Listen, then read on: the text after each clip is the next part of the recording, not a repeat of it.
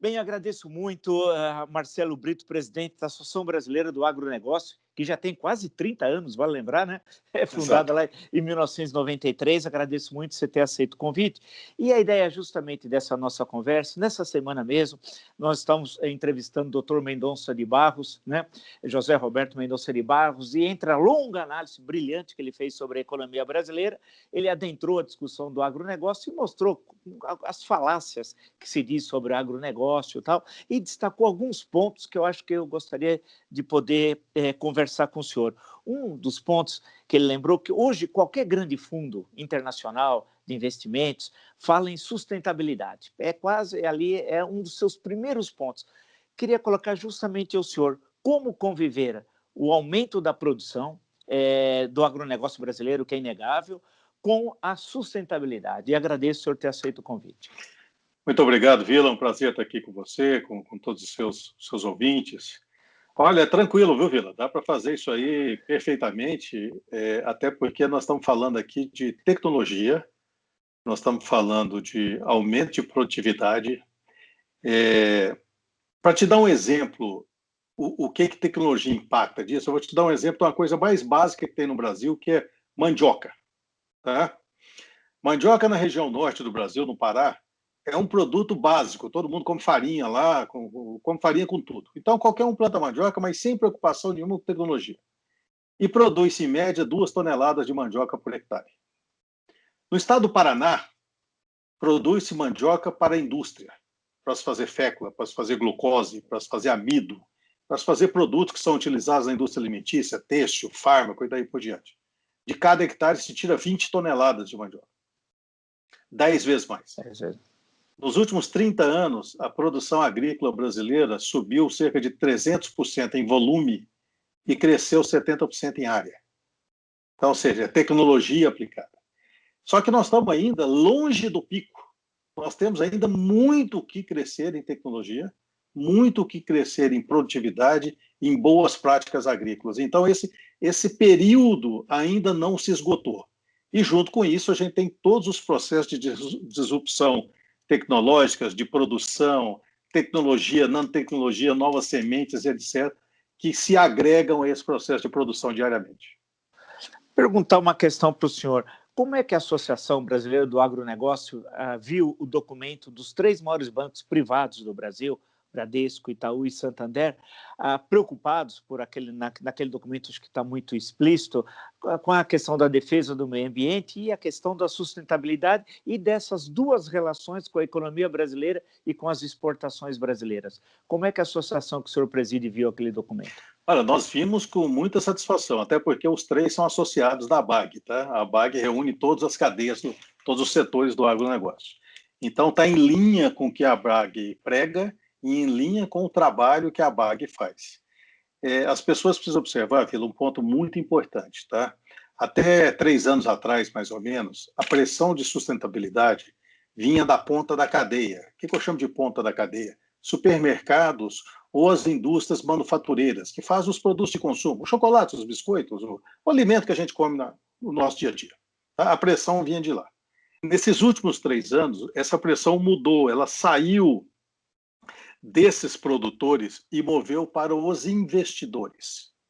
E essa é uma mudança que ela precisa ser muito bem observada, que é o seguinte: se você pega uma grande empresa, qualquer empresa grande de alimentação, ou de higiene e limpeza, ou de cosmético no mundo, que diga assim, eu quero sair do Brasil porque eu não estou favorável à política ambiental. O cara tem que desmobilizar indústria, depósitos, centro de logística, milhares de funcionários, etc. Ou seja, não é fácil você desmobilizar ativo. Quando você fala do seu ponto de vista de investimento, você dá um enter no seu computador e você retira todo o capital que você tem num país e muda para outro. Tá? Então, ao mudar da ponta da cadeia para a ponta de quem coloca o dinheiro, você muda todo o perfil da cobrança de sustentabilidade. E outra coisa que as pessoas precisam entender é que às vezes falam assim, isso é conversa para boi dormir de banco, de fundo de investimento, esses bancos estão querendo o quê? O que é um banco? O que é um fundo de investimento do que um ente que congrega o seu dinheiro, o meu dinheiro, o dinheiro de um monte de gente que escolhe aonde colocar. Eu coloco o dinheiro no lugar que eu acho que ele é bem administrado e segue o meu perfil de investimento. Então, esse é que é o problema. Você tem uma comunidade internacional muito grande que diz o seguinte, olha, o meu dinheiro que está aqui com você, ele precisa ser investido em coisas sustentáveis. Eu não aceito mais aquele tipo de investimento feito no passado. Perfeito. As questões, o senhor tocou na questão internacional, né? Há pelo noticiário que é apresentado dos importadores do agronegócio brasileiro, de alguns desses setores, especialmente o setor de grãos, mas não só, muita preocupação em relação a como isso é produzido aqui no Brasil, né? É aquela questão que eu estava falando com o Dr. Mendonça de Barros, a pessoa na Europa pega um produto, tem a etiqueta, de onde veio, etc. Tal. Então, há muita preocupação em relação a isso. Como adequar o agronegócio brasileiro, eu sei que ele já deve estar fazendo isso certamente, com essa demanda de consumidores, não só na Europa, porque hoje é uma questão internacional, né, do consumidor, não só da empresa ou do banco. Como ligar uma coisa à outra, doutor Marcelo? Bom, vamos lá. Vila, a gente tem que ter dois pontos de vista aqui, tá? Nós temos uma parte das pessoas que não entendem o problema e querem setorizá-lo dizendo o seguinte, olha, não existe nada disso, essa pressão contra o Brasil vem dos nossos competidores internacionais que querem levantar problemas. Isso é parcialmente verdade. E seria muita ingenuidade da nossa parte achar que o jogo comercial internacional, lastreado em cima de uma geopolítica, seria manso. Já imaginou os nossos concorrentes falam, ô Brasil, que lindo, vocês são maravilhosos, por favor, mande todos os seus produtos para cá, que a gente não tem nenhum problema com vocês, a gente vai aceitar. Não, não é assim que acontece. O jogo comercial não é assim. É um jogo de competição. Tá? Então, esse pessoal não fica sentado o dia inteiro imaginando, elucubrando o que eles vão pegar para bater no Brasil. Mas na hora que o Brasil dá o chicote para ser surrado, aí eles surram bastante. E é isso que o Brasil tem feito. Quando a gente dá aumento de desmatamento ilegal, quando a gente dá aumento de grilagem de terra, quando a gente dá aumento de queimadas ilegais e mais uma série de outras coisas, nós estamos dando o chicote para ser surrado pelos nossos competidores. E somado a isso, além dessa questão comercial, você tem uma questão de toda uma nova geração. Tá? Se você pegar essa geração de 18 anos para cá, o conceito de consumo é muito diferente. Então, a gente precisa aprender no Brasil, ao fazer política, e principalmente ao fazer política comercial no Brasil, entender que ciência não é só aquilo aplicado à medicina, ou só aquilo aplicado ao aumento de produtividade. Ciência também é estudar os ciclos históricos de consumo no mundo, é estudar os ciclos de tendência no mundo, é estudar as projeções de tendência e, primeiro, e muito mais, estudar quais são os ciclos de transformação de tendência, consumo e entendimento das questões socioambientais no mundo. Se a gente pegar essa ciência e estudar, a gente vai ver que é o seguinte, nós estamos perdendo uma belíssima oportunidade de posicionar o Brasil como o grande líder agroambiental no mundo, mas por questões ideológicas nós estamos fazendo ao contrário, nós estamos queimando um nome maravilhoso no mundo. E essas questões ideológicas, vamos justamente tratar por aí. Há muitas críticas aqui no Brasil e fora do Brasil em relação especialmente ao ministro do Meio Ambiente, Ricardo Salles. O Brasil inteiro assistiu à reunião do dia 22 de abril, desastrosa, que acho que até o Al Capone fazia reuniões mais organizadas lá em Chicago. Aquilo assustou a todos, o comportamento de outros ministros, mas deixando isso de lado, falar especificamente de alguém que não é, salvo engano, vinculado ao setor, historicamente ao setor, né? Passou aqui por São Paulo por uma secretaria brevemente, com problemas, foi até condenado na justiça, em primeira instância, registre-se. Agora, mas tem uma ação polêmica, vamos chamar assim. Como é que a associação que o senhor preside vê a ação do ministro Ricardo Salles à frente do Ministério do Meio Ambiente? Vila, vamos lá. Em primeiro lugar, a gente não faz análise de pessoa, porque quem faz análise dos seus colaboradores é de quem contrata os colaboradores. Então, isso é um problema do Bolsonaro. Tá? Então, a gente faz uma análise do contexto político. Tá? Okay. Esse é do contexto político. E eu vou olhar e vou fazer essa análise pelo copo cheio e não pelo copo vazio. Pelo copo cheio, quem assumiu a defesa e o trabalho das demandas internacionais em relação ao meio ambiente e agronegócio no Brasil foi a ministra da Agricultura. tá? Então, você pode ver o seguinte, todos os problemas que ocorreram no Brasil, referente a questões ambientais, que impactaram nosso mercado, quem resolveu o problema foi a ministra da Agricultura, que tem uma visão holística do que significa mercado internacional e do que significa essas tendências de mudança e comportamento de consumo. Tá? Então, ela entende muito esse processo. Então, nós temos no Brasil hoje uma situação interessante, onde, nas grandes questões ambientais, nós temos o Ministério da Agricultura e o Ministério da Economia atuando fortemente junto ao setor privado e atuando fortemente no setor externo. Todo mundo se lembra que o Conselho da Amazônia surgiu quando? Quando o Paulo Guedes voltou de Davos, que tomou um aperto tremendo dos investidores internacionais, e surgiu o Conselho da Amazônia. Então, você cria uma espécie de gerenciamento bastante complicado, porque, se eu te fizer uma pergunta hoje, quem responde pela Amazônia brasileira? O Conselho da Amazônia ou o Ministério do Meio Ambiente? Deveria ser o Ministério do Meio Ambiente, presumo, né? Então essa é uma questão de gerenciamento. Agora, sob o ponto de vista do agronegócio brasileiro, nós temos a sorte do caramba de ter uma ministra como a Tereza Cristina, que é de uma competência tremenda, que, apesar de todos os problemas ocorridos, conseguiu abrir 80 novos mercados, mais de 80 mercados, do dia que ela assumiu para cá. E aí, Vila, entra o segundo problema. Tá? A função do governo é abrir o mercado, politicamente. Tá? Mas quem ocupa esse mercado é o setor privado. Agora, para o setor privado assumir, ele precisa ser competitivo. Para ele ser competitivo, a gente precisa melhorar a estrutura tributária do país, a estrutura burocrática do país. Ou seja, essas são as reformas que não andam. Não anda. Passou o governo Lula, passou o governo Dilma, passou Temer, já tem 18 meses de governo Bolsonaro, e cadê a reforma administrativa, e cadê a reforma tributária? E a gente vai perdendo emprego, e a gente vai perdendo competitividade, e a gente vai perdendo espaço no mercado mundial. Deixa eu lhe perguntar uma coisa que as pessoas não entendem, né? Para ganhar o mercado, eu até muitas vezes falo nas minhas conversas aqui, é uma coisa que demora anos. Para perder é de questão de dias, né? E para recuperar não é fácil porque outros ocupam aquele mercado. Isso que o senhor falou anteriormente, é uma disputa enorme, né? Nós temos concorrentes. Se nós tivéssemos um monopólio de grãos, de carne, seria uma maravilha, mas não é o caso. Eu cito, por exemplo, lembro o caso do Egito, que é um importador de carnes importante do Brasil, importantíssimo, e que sempre nós precisamos ter muito cuidado ao colocar o nosso dedo nas questões tão complexas do Oriente Médio que podem prejudicar nossos interesses econômicos. E nós não somos uma potência militar. E numa região que tem problemas há 3.000 anos só, né? Uhum. Como é que se conquista o mercado? Como é que um exportador de grãos ou de carne consegue conquistar o mercado? Como é que é feito esse processo?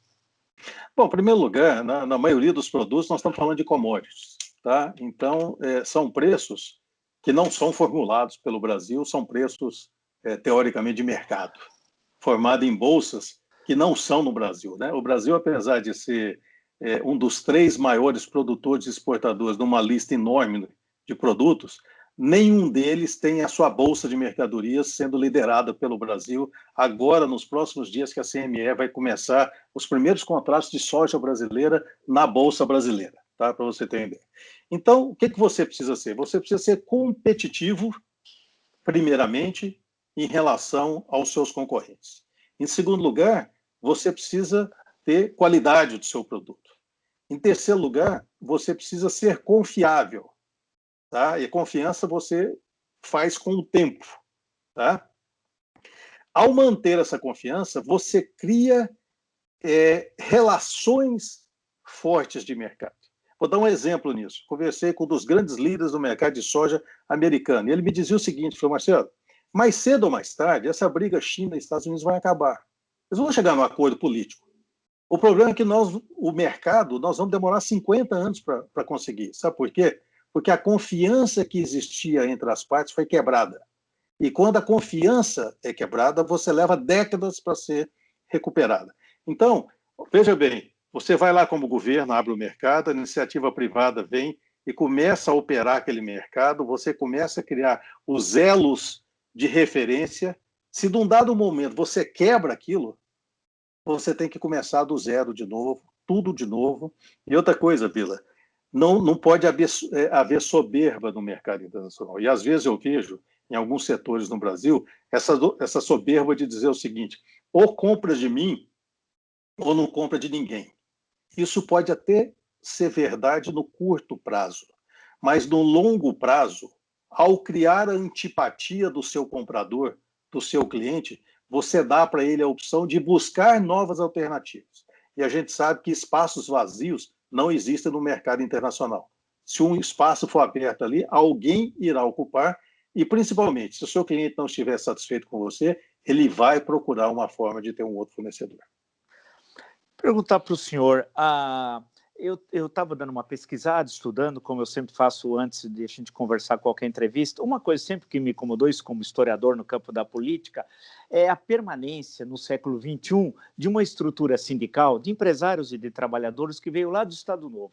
O sindicato, a federação, a confederação. E essa estrutura tem descontos obrigatórios, né, em certo momento, dos trabalhadores e dos empresários, e elas não conseguem dar conta das necessidades dos trabalhadores e dos empresários.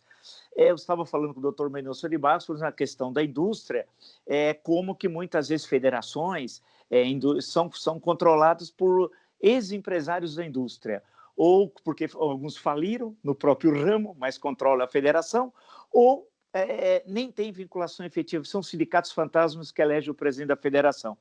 No caso do agronegócio, a BAG é uma associação independente, fora da estrutura estatal. Por que foi necessário criá-la quando já existe federações de agricultura, Confederação Nacional de Agricultura? Qual a razão da sua criação lá nos anos 90?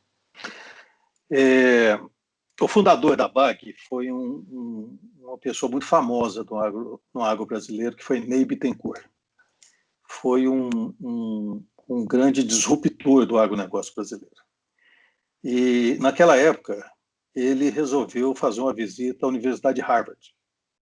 E lá ele conheceu o professor Goldberg, que foi o criador do conceito do agronegócio, da união dessas cadeias que hoje a gente chama de agronegócio, né? Tudo que vem antes da porteira, tudo que acontece dentro da porteira da fazenda e tudo que liga os produtos que saem da fazenda própria. Então, isso é que é o agronegócio. E o Ney assistiu àquela exposição do Ray Goldberg e veio para o Brasil e falou: não, nós precisamos montar alguma coisa disso, porque o que nós temos hoje são associações ou federações que são muito setorizadas. A gente precisa de algo que seja horizontal. Então, por exemplo, logística. Logística é um problema de quem produz carne, soja, milho, laranja, peixe, maçã. Então, bom, quem é que vai discutir? É cada uma associação dessa ou tem uma associação para discutir logística? Trabalho, tá? E vários outros. Tá? Esse modelo de representação, Vila, a gente precisa entender que em poucos casos eles funcionam muito bem. Na parte do que você citou aí, na parte das federações, tá, que recebem dinheiro público. Em poucos casos funcionam muito bem. Na maioria dos casos não funcionam bem porque viram feudos. É inadmissível você ver algumas federações, algumas confederações com presidentes há 15, 20, 25 anos. Será que nós, enquanto cidadão brasileiro, gostaríamos de ter um presidente por 15, 20, 25 anos? Ou a oxigenação é o remédio da democracia? Então, se num país é necessário que haja uma oxigenação no máximo a cada 8 anos, por que seria diferente numa associação? Então, eu me alinho com você nisso aí, eu acho um absurdo, e mais ainda, eu acho que na sua maioria, o setor privado deveria estar sendo representado pelas entidades tocadas pelo setor privado e não tocadas com dinheiro público. Deixa eu lhe perguntar para o senhor, quanto significa o agronegócio brasileiro nas exportações brasileiras e no PIB brasileiro? Qual é a sua importância? No último PIB calculado, 21,6% do PIB, tá? Cerca de 40% das exportações brasileiras. O agronegócio brasileiro, esse ano, deve gerar algo em torno de 730 bilhões de dólares. Ou seja, são números superlativos. É muito difícil você achar um país no mundo onde o agronegócio tem uma representação tão grande, cerca de 19% dos empregos diretos gerados no país. Ou seja, é muito grande. É recorrente o noticiário na imprensa a cada ano, no momento da colheita da safra e do transporte da safra, as notícias que saem assim, perde-se um quarto no transporte, tem problemas no porto X, Y, Z. Quando é que vai se quais são as medidas que estão sendo adotadas nos últimos anos para facilitar esse contato entre o produtor, que é a questão que o senhor falou anteriormente, o que está lá dentro da porteira lá da fazenda, e o porto e o exportador? Quais são os nós que precisam ser rompidos nesse processo? Beleza, esses números também são superlativos e são absurdos, tá? A cadeia do agro, a cadeia do alimento no mundo, ele é da ordem de mais ou menos 8 trilhões de dólares, tá? Desses, 30% são perdidos em alguma etapa. Então, nós estamos falando que é o seguinte, que de tudo que é produzido de alimento do mundo, 2,4 trilhões de dólares são jogadas no lixo em alguma etapa. E como é que se divide essas etapas? Nos países mais ricos, a maior perda é no consumo, ou seja, nas residências, nos supermercados e nas residências. Nos países mais pobres ou em desenvolvimento, como é o nosso caso, as maiores perdas são na produção e no transporte até a indústria. Então se justifica. Você imagina, você carrega um caminhão de milho no Mato Grosso e transporta esse caminhão até Paranaguá ou até Santos. Você vai tendo perda no meio do caminho. E você tem que imaginar que você carrega na fazenda, você vai até um ponto intermediário, você descarrega esse grão, ele passa pelo processo de secagem e estocagem no silo, depois você carrega outro caminhão, carrega até no porto, descarrega em outro silo, depois você coloca isso no navio e assim por diante. Então, do lado nós dos países em desenvolvimento, você faz isso com melhoria no sistema logístico, tá? Com mais ferrovias, com mais estradas decentes, e principalmente com portos mais próximos da zona de produção. Então, o fato de você tá inaugurando a Norte, meu Deus, é impressionante, né? A Norte Sul finalmente está funcionando. Eu sou natural de Anápolis, Goiás, onde faz o cruzamento da Norte Sul com a Leste Oeste. Do presidente Sarney para cá, todos os presidentes que passaram inauguraram o centro de cruzamento das duas ferrovias lá em Anápolis. Os anapolinos conheceram pessoalmente todos os presidentes que foram lá e inauguraram a obra que passou a funcionar agora. Tá? Aí você tem Ferrogrão também. Então, ou seja, dentro de muito pouco tempo, nós vamos ouvir falar de Vila do Conde, que é o porto de Barcarena, lá no Pará, com importância que a gente ouve falar de Paranaguá.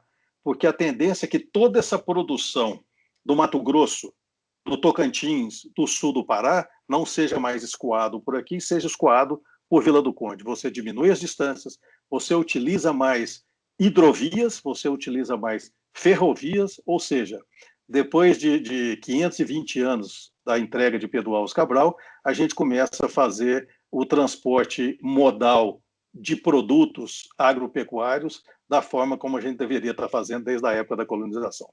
Aliás, na época da colonização nós fizemos, né? Depois que nós colocamos tudo a perder. Deixa eu lhe perguntar uma coisa. O coronavírus, como que afetou o agronegócio? Você sabe que aqui no Brasil afetou muito pouco. E tem explicações para isso, Vila. É uma particularidade brasileira, é a descentralização da produção agrícola nossa. Vou te dar um exemplo das carnes, tá? Você tem frigorífico no Rio Grande do Sul, em Pernambuco, no Acre, no Pará, em Goiás, ou seja, você tem frigoríficos no Brasil inteiro, seja de bovino, seja de frango, ou seja, você tem tudo espalhado. Aí você olha para os Estados Unidos, vocês têm clusters de produção de proteínas animais. O que aconteceu? O Covid chegou numa indústria, pegou em todos. Então, você tem um verdadeiro caos na indústria de carnes americanas hoje, um grau de falências monstruosos que você teve que parar. Aqui no Brasil, não. Você tem soja do Rio Grande do Sul ao sul do Pará, você tem milho do Rio Grande do Sul ao sul do Pará, você tem produção de carnes, de frangos. Ou seja, essa descentralização contribuiu muito para que esses setores não fossem impactados. E, na verdade, eles funcionaram muito melhor do que a gente esperava. O mais otimista não esperava que a gente iria quebrar recorde em cima de recorde de exportação durante a pandemia, como nós fizemos. Alguns setores foram muitíssimo afetados. Eu elencaria aqui o mais afetado é o setor de flores, porque quando você parou eventos, casamentos, festas, etc., você matou o setor de flores. Então, é um setor assim, de uma quebradeira generalizada. Você afetou fortemente o setor de hortaliças e legumes. A gente fala, pô, mas eu continuei comprando e comendo verdura em casa. Isso, a venda do supermercado aumentou muito. Agora, você já imaginou, por exemplo, que a merenda escolar parou no Brasil inteiro? Você já imaginou que os restaurantes pararam no Brasil inteiro? Ou seja, você não consegue suprir essa demanda com o seu aumento doméstico. Então, teve uma quebradeira muito grande nesse setor. E o setor de frutas, que foi penalizado de várias maneiras. No mercado interno, justamente por fechamento de escolas, de restaurantes, etc. E nas exportações, porque a maioria das frutas são exportadas via avião.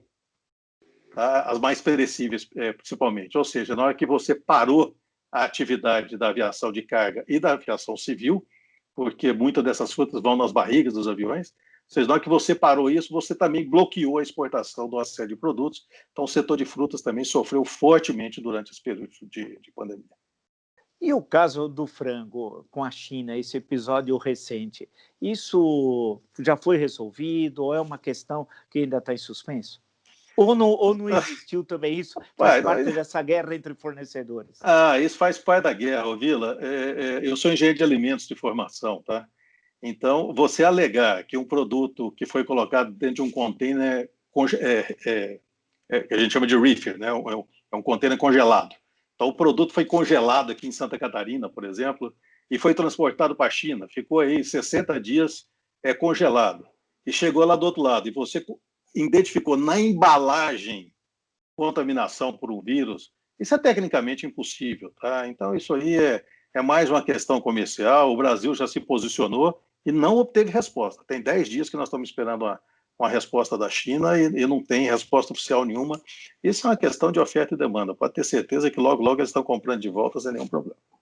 E as perspectivas... E só um detalhe. Não existe regra internacional que determine esse tipo de coisa. Então, esse bloqueio da China para o frango brasileiro é um bloqueio ad lei, vamos dizer assim. Ele é fora da normativa internacional, das regras que se valem esse mercado. Tá? Isso aí é aquele velho ditado que diz que quando a raposa está com fome, ele sempre encontra um cordeiro. Nesse caso, a raposa é a China, que é o maior comprador mundial, então se dá o luxo de fazer isso com os seus clientes. Deixa eu perguntar uma questão última para o senhor. As perspectivas do agronegócio, quais são, assim, a curto prazo, nos próximos anos? A curto prazo são espetaculares. Tá? Eu tenho um amigo americano que fala que o nosso ditado é errado, que a gente só fala que Deus é brasileiro. Ele fala que não, que Deus é brasileiro e é agricultor brasileiro. Tá? Porque nós tivemos safra muito boa, a perspectiva da próxima safra é muito boa. Como os governos irrigaram seus países com liquidez, as compras continuam, salvo um país ou outro, mas na média geral, as economias foram irrigadas para que não entrasse em crise econômica. Então, o consumo ele continua ocorrendo. E, além disso, você tem essa guerra Estados Unidos e China, ou seja, o nosso maior concorrente nos produtos alimentícios do mundo é os Estados Unidos, e, nesse momento, os Estados Unidos não têm acesso à China. Esse acesso é só nosso. E aí, não esquecemos, professor Vila, que não é só a China. 6 das 10 maiores populações do mundo estão no entorno da China, sob a pressão e o comando geopolítico da China. Então, quando a gente fala de China, a gente tem que ter um cuidado danado, porque nós não vamos arrumar briga só com a China. Nós vamos arrumar briga com a Ásia, que representa mais de 50% das exportações brasileiras e que irá representar muito mais, porque é lá que estão as crescentes populações e as populações que ainda não têm nada. Então, assim, 1 quilo de aumento de milho na China ou na Índia, 1 quilo de aumento de frango na China ou na Índia, representa uma revolução na indústria nacional.